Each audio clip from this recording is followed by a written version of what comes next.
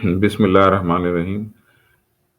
Class 10 biology students and O level students, आपकी text book biology की text book का दूसरा चैप्टर है और आज हम स्टडी करेंगे role of lungs and role of kidneys in maintaining the condition of homeostasis.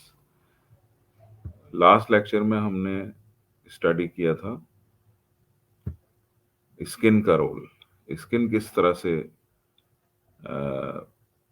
काम करती है होमियोस्टेसिस कंडीशन को बरकरार रखने में, स्किन का क्या रोल होता है, ये हम लास्ट लेक्चर में हम देख चुके हैं। और आज हम करेंगे रोल ऑफ लंग्स। आपको मालूम है कि इंसान के अंदर लंग्स जो है वो एक पेयर की शक्ल में है। दो लंग्स होते हैं इंसान के पास और सीने के राइट और लेफ्ट जानिब ये दोनों लंग्स मौजूद होते हैं। और इन लंग्स के अंदर गैसेस एक्सचेंज का प्रोसेस होता है, यानी गैसेस का तबादला होता है और उसके नतीजे में ऑक्सीजन जब अंदर जाती है तो केमिकल रिएक्शन के जरिए से, ऑक्सीडेशन प्रोसेस के जरिए से एक्सोथर्मल रिएक्शन होता है और एनर्जी प्रोड्यूस होती है। ये सारा काम ऑक्सीजन जो है वो आरबीसीज, रेड ब्लड सेल्स के साथ अटैच होकर करती है और रेड ब्लड सेल्स को लेकर पूरे जिस्म के अंदर खून गर्दिश करता है और खून के साथ साथ ऑक्सीजन जाती है हर सेल में और हर टिश्यू में जाके ऑक्सीजन वहां पर अपना रिएक्शन करती है और उसके नतीजे में जो है कार्बोनिक एसिड बनता है। कार्बोनिक एसिड जो है वो एक सिंपल मॉलिक्यूल होता है, सिंपल ऑर्गेनिक मॉलिक्यूल होता है। इसको ब्रेक डाउन किया जाता है लिवर और स्टमक में, जहाँ पर कॉम्प्लेक्स ऑर्गेनिक मॉलिक्यूल्स की शक्ल में एनर्जी और फूड मौजूद होता है, जिसमें के कार्बोहाइड्रेट्स होते हैं, ग्लूकोज है और फैट है और प्रोटीन्स हैं। ये सब मेगा मॉलिक्यूल्स हैं और ये मौजूद होते हैं लिवर में और स्टमक में। वहां पर इनको ऑक्सीडाइज किया जाता है ऑक्सीजन की मदद से और कार्बोनिक एसिड बनता है। कार्बोनिक एसिड की मजीद सिंप्लीफिकेशन होती है और उसके नतीजे में हाइड्रोजन पॉजिटिव आयंस अलग हो जाते हैं और कार्बोनेट जो है वो अलग होता है। इसमें एक एंजाइम शामिल होता है। इस एक्टिविटी में, इस रिएक्शन में एंजाइम हिस्सा लेता है। कार्बोनिक एनहाइड्रेज इसका नाम है।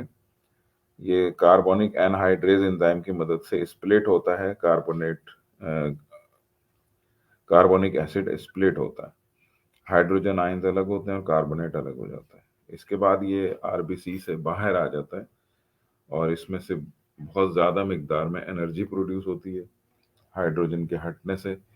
हाइड्रोजन आयंस की शक्ल में डिपॉजिट होना शुरू हो जाता है ब्लड प्लाज्मा के अंदर और ब्लड प्लाज्मा में हाइड्रोजन का जमा होना इस बात की तरफ ब्लड को ले जाता है कि उसका पीएच हाई होना शुरू हो जाता है, यानी वो एसिडिक पीएच पे चला जाता है। जब ब्लड एसिडिक पीएच पे चला जाता है तो ये एक इंडिकेशन होती है इंसान के जिस्म के लिए, इंसान के बॉडी के लिए और ख़ास तौर पे खुद ऑर्गन्स के लिए, जिन ऑर्गन से ब्लड गुजरता है, कि वहाँ पर ये एक डेंजर कंडीशन पैदा करता है और इसको मेंटेन करना, यानी इसको होम्योस्टेसिस कंडीशन पे लाना बहुत ज़रूरी होता है।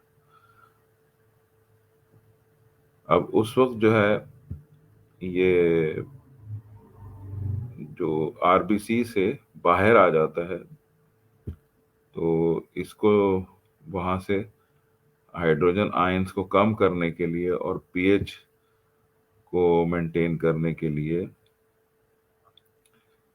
ब्लड के अंदर कुछ इंडिकेटर्स होते हैं जो कि ये ब्रेन को मैसेज करते हैं कि वहाँ पर एसिडिक पीएच हो रहा है और उस एसिडिक पीएच को वापस नॉर्मल कंडीशन पे लाना है और ये काम जो है ये इसके अंदर जो ब्लड के अंदर दो इंडिकेटर्स मौजूद होते हैं जो कि इस काम को करते हैं और ब्रेन को इंटीमेट करते हैं कि यहाँ पर जो है ये कैरोटिड बॉडीज होती हैं और एओर्टिक बॉडीज होती हैं। ये दोनों जो बॉडीज हैं ये सेंसिटिव होती हैं पीएच के लिए। जब पीएच एसिडिक होना शुरू हो जाता है तो फिर इसको न्यूट्रलाइज करने के लिए हाइड्रोजन को वहां से हटाया जाता है और कार्बोनेट जो है वो आरबीसीज के साथ लंग्स के अंदर दाखिल हो जाता है और इस तरह से ये इस कंडीशन से बाहर आता है कि पीएच जो है वो एसिडिक होना शुरू हो जाता है। अब लंग्स में आने के बाद कार्बोनेट जो है उसको दोबारा से ऑक्सीजन के साथ रिएक्ट करवा के और उसे जो है शामिल कर किया जाता है कार्बन डाइऑक्साइड को लंग से बाहर निकाल दिया जाता है। लंग से बाहर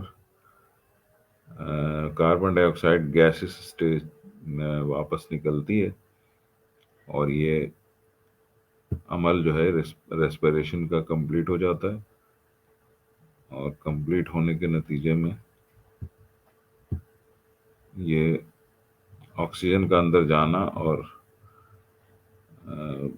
कार्बन डाइऑक्साइड का बाहर आना ये कंप्लीट होता है।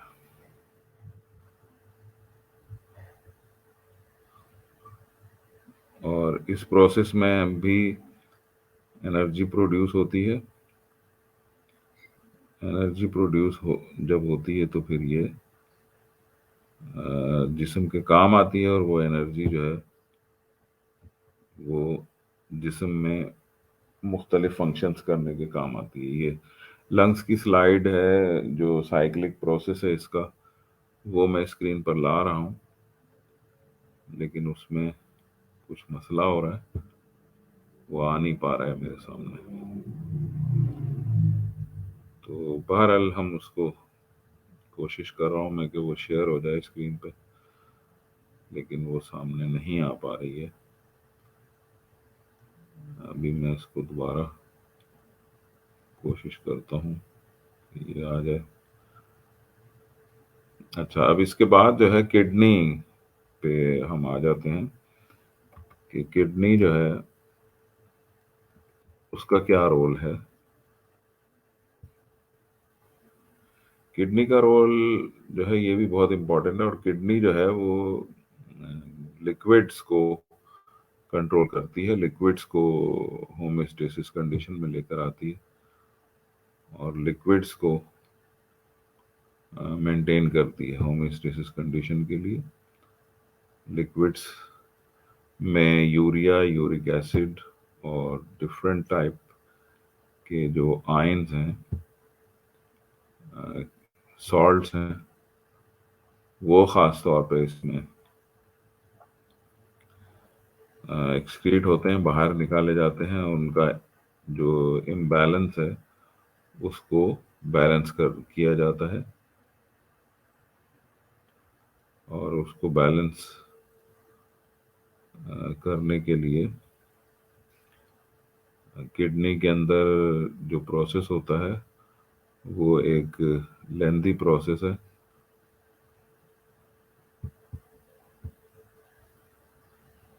और ये प्रोसेस जो है ये पूरा फिल्ट्रेशन का प्रोसेस होता है जिसमें कि ब्लड की प्यूरिफिकेशन होती है, ब्लड की फिल्ट्रेशन होती है और ब्लड की फिल्ट्रेशन के साथ ही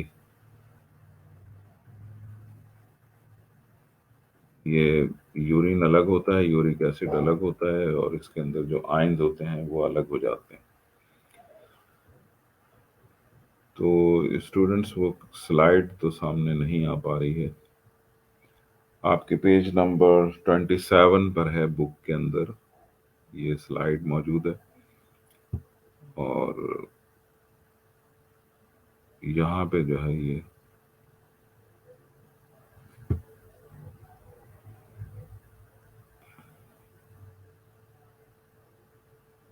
शेयर होने के लिए जो आई है वो बुक है, यानी बुक का टाइटल है। ये शेयर करने का तो कोई फायदा नहीं होगा यहाँ पे।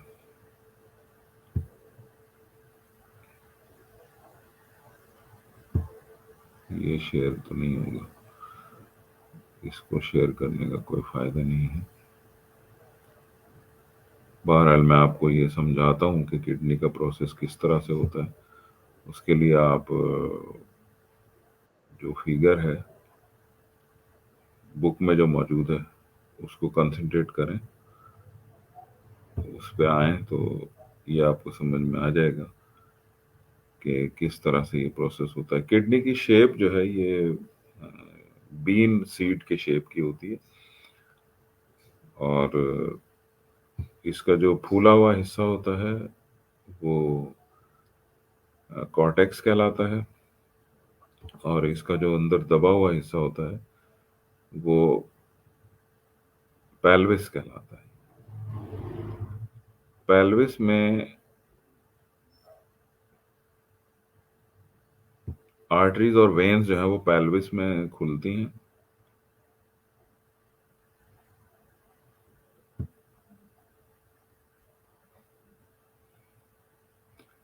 पेल्विस में जो है आर्टरीज और वेन्स जो है वो पेल्विस में खुलती हैं, और पेल्विस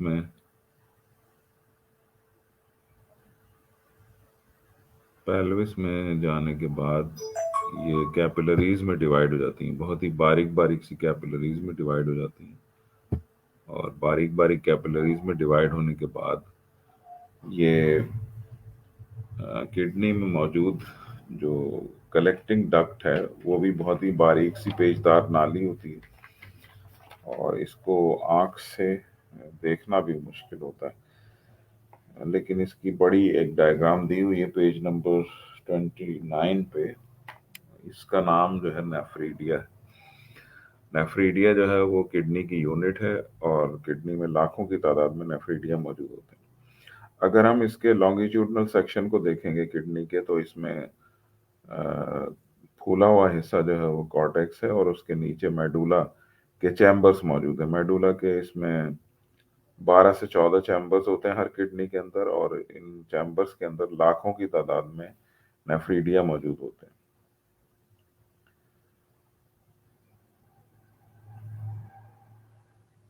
नेफ्रॉन्स या नेफ्रीडिया, बहरहाल ये उसमें बहुत ज़्यादा तादाद में होते हैं और बहुत छोटे होते हैं, तो इनको देखना जो है ये आँख से भी मुश्किल होता है, इसको ऑब्जर्व करना।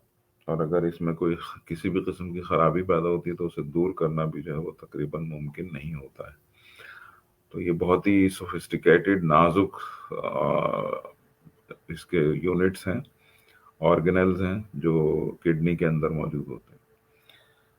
यहाँ पर जो प्रोसेस हो रहा है उसमें ग्लोमेरुलस कैप्सूल बहुत ज़्यादा अहमियत रखता है। ग्लोमेरुलस कैप्सूल में वेन्स और आर्टरीज आकर खुलती हैं, और ब्लड कलेक्ट हो जाता है।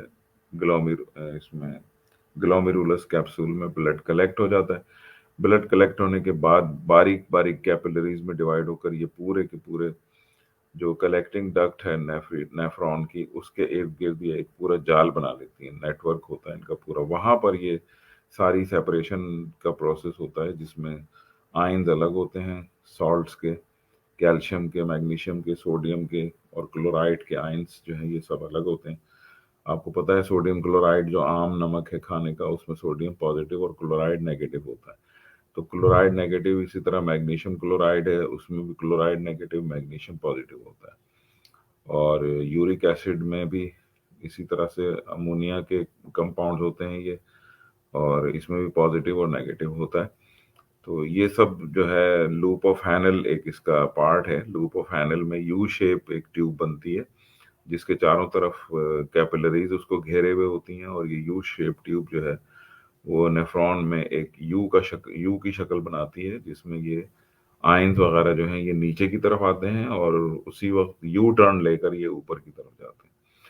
तो स्टूडेंट्स इस वक्त ये एक बहुत इंपॉर्टेंट फंक्शन करता है। अ, ये जो U shape loop of Henle है ये बहुत इंपॉर्टेंट फंक्शन करता है। इसके अंदर स्टैटिक करंट पैदा होता है। आयंस की मूवमेंट की वजह से पॉजिटिव नीचे आ रहे होते हैं, क्लोराइड नेगेटिव आयंस ऊपर की तरफ जा रहे होते हैं। उनके जब आमने सामने एक दूसरे के गुजरते हैं तो एक बिजली का झटका उसमें से निकलता है, स्टैटिक करंट का एक शॉक निकलता है।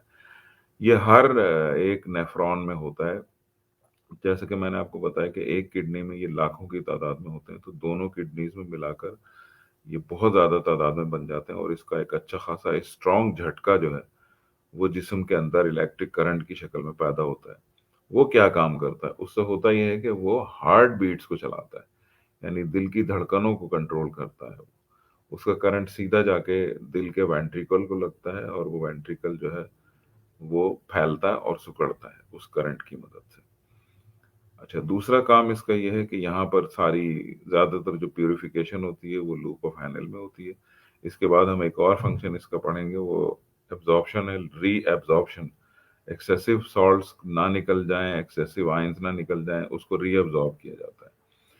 इस तरह ये पूरा घूम के जब वापस आता है ग्लोमेरुलस कैप्सूल में, और आर्टरी के जरिए से ये फिर किडनी की फिर ये लंग्स की तरफ जाता है।